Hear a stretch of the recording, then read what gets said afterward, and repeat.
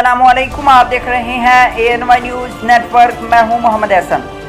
खबर शामिल करते हैं नरवा से। हमारे रिपोर्टर शेख हसन रजा की रिपोर्ट के मुताबिक आस्ताना आलिया पीर सैयद मुफ्ती जाफर हुसैन शराजी ऑफ अलीपुर सईदा शरीफ में जश्न ईद मिलादुन नबी सल्लल्लाहु अलैहि वसल्लम के सिलसिले में महफिल मिलाद का एहतमाम किया गया, जिसमें बैनुल मज़ाहिब को मद्देनज़र रखते हुए मुसलमानों के तमाम मकातब फ़िक्र के अफराद ने शिरकत की और आने वाले हर मेहमान गिरामी कदर को हार पहनाए गए।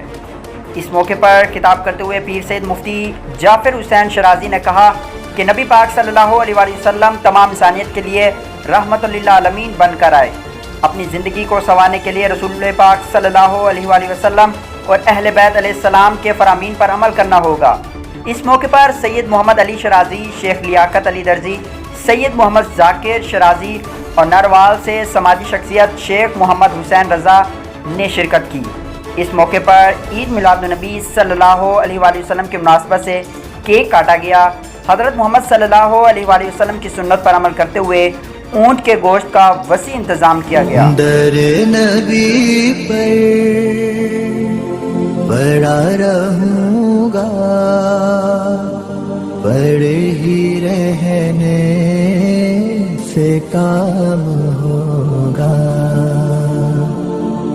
कभी तो किस्मत खुलेगी मेरी, कभी तो मेरा सलाम होगा।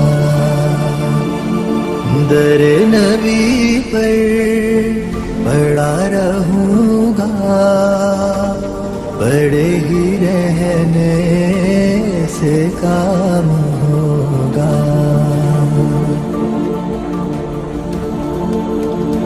खिलाफ माशूक